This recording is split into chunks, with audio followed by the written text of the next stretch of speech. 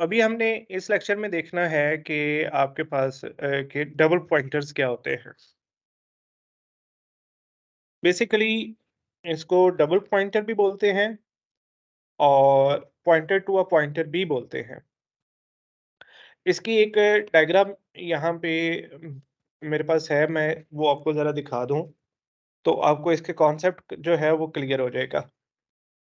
Basically ये जो है डबल पॉइंटर होता ये है कि एक पॉइंटर है which is used to store the address of an another pointer।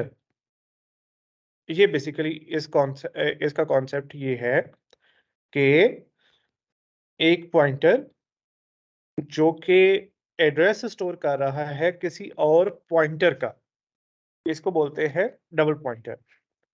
For example इस फिगर में आप देखो तो आपके पास एक वेरिएबल है var नाम के साथ, जिसकी वैल्यू है 10 और जिसका एड्रेस है 2008। ठीक है, और आपने एक पॉइंटर बना लिया ptr1 that is pointing towards this variable. यहाँ पे देखो तो आपके पास एक ptr वेरिएबल है, जो कि मैंने आपसे कहा था कि ptr पॉइंटर्स होते हैं, they are like the regular variables, except उसमें एक ही स्पेशल केस है कि that is used to store the address of another variable. तो इस पॉइंटर वेरिएबल का नेम भी है जो कि ptr1 है, इसकी वैल्यू भी है, and value of this pointer or ptr1 is the address of the var variable, और एड्रेस था 2008, तो इसकी वैल्यू जो है वो है 2008। लाइकवाइज इसका अपना एक एड्रेस भी है और इसका एड्रेस है लेट्स से 4020। ये इसी पीटीआर का एड्रेस है।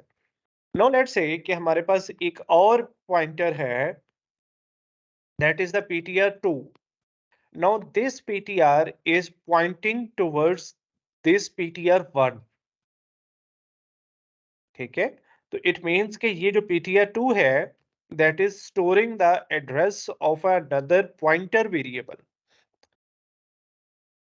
ठीक है, तो ये PTR2 जो है इसकी फिर वैल्यू क्या होगी, एड्रेस ऑफ PTR1, और एड्रेस ऑफ PTR1 था 4020, तो ये वैल्यू हो गई इसकी वैल्यू।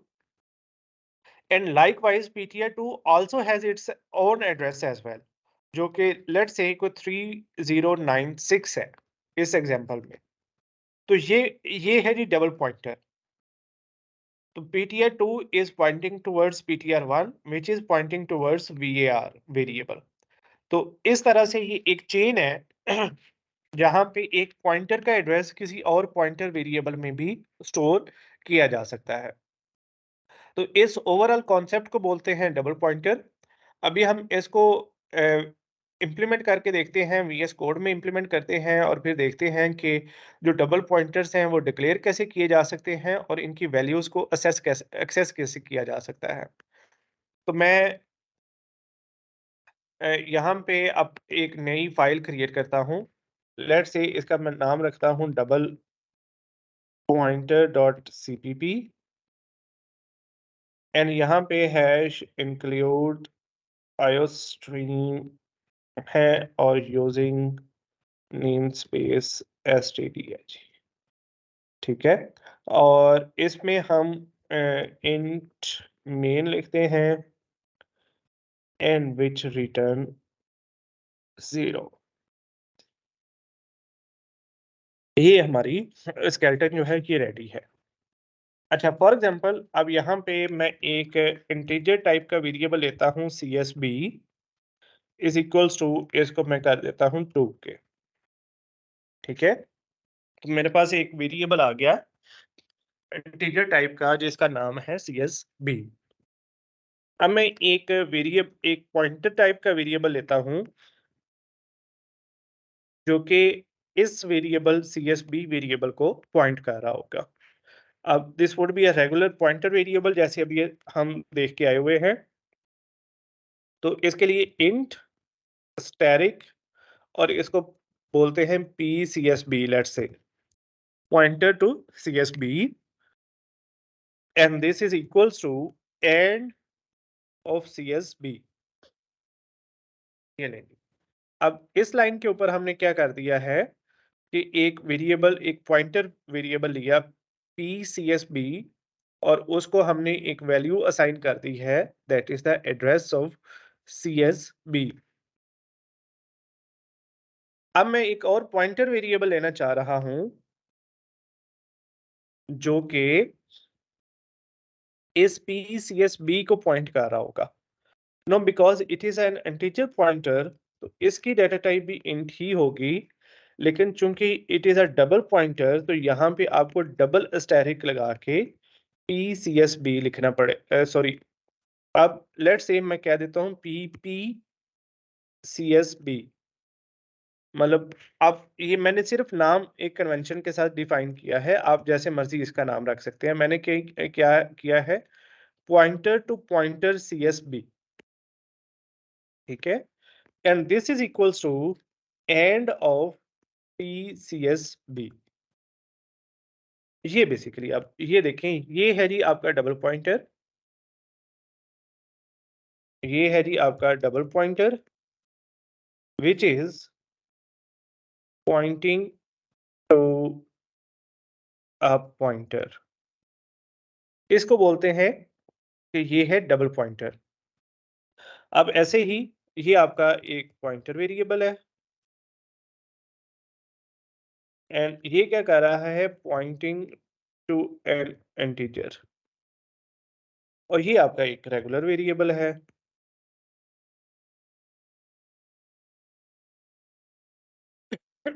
ठीक है, तो ये आपका CSB है, ये आपका PCB है जो कि PCSB है, that is pointing to this CSB variable. और ये आपका एक और पॉइंटर वेरिएबल है, that is pointing towards this pointer. अब आगे जब हमने इसको यूज करना है, तो फिर आगे काफी टेक्निकल चीजें हैं, वो देखिएगा। नाउ लेट्स से कि मैं यहाँ पे सी आउट करता हूँ स्टेरिक PCB को, ये PSCSB को। आप देखिएगा ये PCSB के साथ जब आप स्टेरिक लगाएंगे, तो फिर आउटपुट क्या आएगी कि जो इसमें एड्रेस स्टोर्ड है, जो कि अभी है CSB वेरिएबल का एड्रेस, उसकी वैल्यू, तो ये अभी इसकी आउटपुट आएगी 2। मैं अभी आपको डिबग करके भी दिखाता हूं कि ये क्या इसकी आउटपुट आएगी। इसकी आउटपुट आएगी 2। ऐसे ही लेट्स से कि आप सी आउट करते हैं स्टेरिक PPCSB को। अब देखें जरा, अब इसकी वैल्यू क्या आएगी। अब ये PPCSB जो है, इसके साथ जब आपने स्टेरिक लगाया, तो इसमें वैल्यू आएगी जो इसमें एड्रेस स्टोर्ड है उसकी। तो ये PPCSB में अभी जो एड्रेस स्टोर्ड है वो तो है इस वेरिएबल का PCSB का। तो PCSB जो वेरिएबल है, इसकी वैल्यू क्या है, वो ये है एड्रेस ऑफ CSB वेरिएबल। तो यहाँ पे इसकी वैल्यू आनी चाहिए एड्रेस ऑफ CSB वेरिएबल, ठीक है। लाइकवाइज अगर आप यहाँ पे सी आउट करते हैं स्टेरिक PPCSB, तो अब देखिएगा, अब इसमें आउटपुट क्या आएगी। अब इसमें आउटपुट आएगी, पहले ये जाएगा PCSB में जो एड्रेस स्टोर्ड है उसकी वैल्यू। तो PCSB में जो एड्रेस स्टोर्ड है उसकी वैल्यू है CSB की एड्रेस, और फिर स्टैटिक लगा हुआ है। तो इट मीन्स कि ये जो CSB का जो एड्रेस है उसकी भी वैल्यू फेच करेगा, एंड दैट वुड आउटपुट 2। ठीक है, इसको एंडल भी कर लेते हैं जरा, ताकि हर एक लाइन के ऊपर आ जाएगा। अब इसको जरा रन करके और डिबग करके हम देखते हैं कि आउटपुट क्या आती है। फॉर दैट मैं यहाँ पे क्या करता हूँ, हर लाइन के ऊपर लाइन ब्रेक लगा देता हूँ, ताकि आपको क्लैरिटी आ जाए कि ये चीज़ें किस तरह से एग्ज़ीक्यूट हो रही हैं। अब मैं इसको डिबग करता हूँ।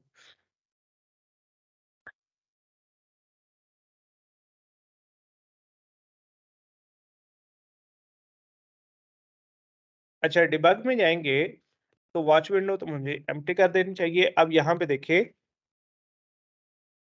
इस लाइन के ऊपर लाइन नंबर 5 जब तक एग्ज़ीक्यूट नहीं हुई, तो आपको मेमोरी तो एलोकेट हो गई हुई है। मेमोरी में आपके पास सीएसबी है, पीसीएसबी है और पीपीसीएसबी है, और तीनों में अभी गार्बेज वैल्यू है, ठीक है?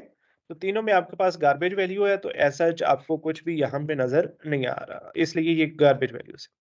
अब कंटिन्यू करेंगे, नेक्स्ट स्टेटमेंट के ऊपर जाएँगे, तो ये जो सीएसबी वेरिएबल है, इसको देखिए वैल्यू असाइन हो गई है 2, ठीक है? अब आप नेक्स्ट पे जाएँगे, जब आप पीसीएसबी को डिक्लेयर करेंगे, अब देखिए, तो अब पीसीएसबी को जब आपने इनिशियलाइज़ किया है with the address of CSB, तो अब ये आया।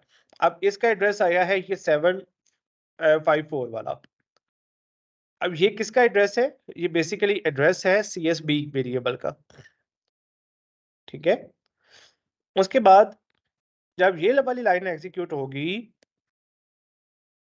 तो देखिए अब आपके पास जो पीपीसीएसबी वेरिएबल है, उसमें वैल्यू आ गई है, किसका एड्रेस आया है? ये पीसीएसबी वेरिएबल का। इस पॉइंटर का जो एड्रेस है, वो आ गया है पीपीसीएसबी में, जो कि कोई 748 इसका एड्रेस है। अब आप आउटपुट देखिएगा, या यहाँ पे ही हम डिबगिंग में इसकी वैल्यू देख लेते हैं। इसकी वैल्यू आ रही है 2। अब ये क्यों आ रही है? ये इसलिए आ रही है कि पीसीएसबी के अंदर जो आपकी इस मेमोरी एड्रेस के ऊपर जो वैल्यू स्टोर्ड है, दैट इज दिस 2। आप मेमोरी स्ट्रक्चर इसका देखेंगे तो वहां पे भी आपको यही नजर आएगा। फॉर एग्जांपल कि आप यहाँ पे जाएंगे,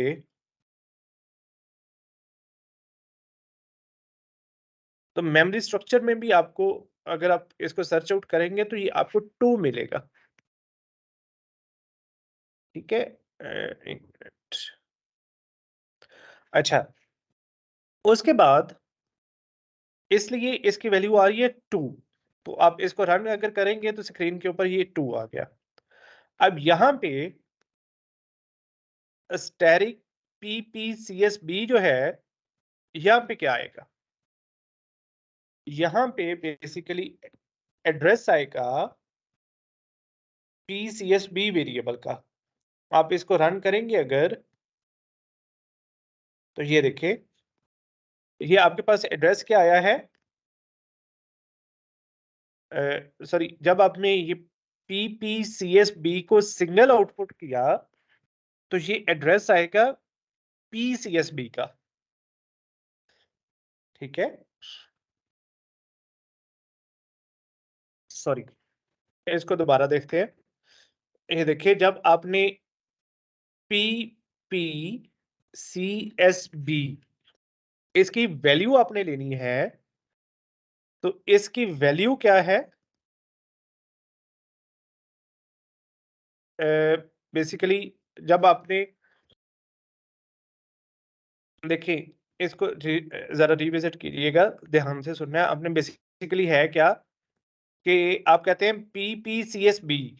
अब पीपीसीएसबी का जो वैल्यू है, वो है एड्रेस ऑफ पीसीएसबी। जब आप उसके साथ एस्टेरिक लगाएँगे, तो वो कहेगा कि इस एड्रेस के ऊपर जो वैल्यू स्टोर्ड है, वो कौन-सी है? तो इस एड्रेस के ऊपर जो वैल्यू स्टोर्ड है, वो है ये वाली। That is actually the address of CSB variable. तो इसलिए वो आ गया, ठीक है? और अगर आपने डबल स्टैटिक लगाया हुआ है, तो फिर क्या करेगा ये, पहले इस एड्रेस की वैल्यू, फिर इस एड्रेस की वैल्यू। तो इस एड्रेस की वैल्यू क्या है? 2। तो इसलिए ये आपको स्क्रीन पे आउटपुट करेगा 2।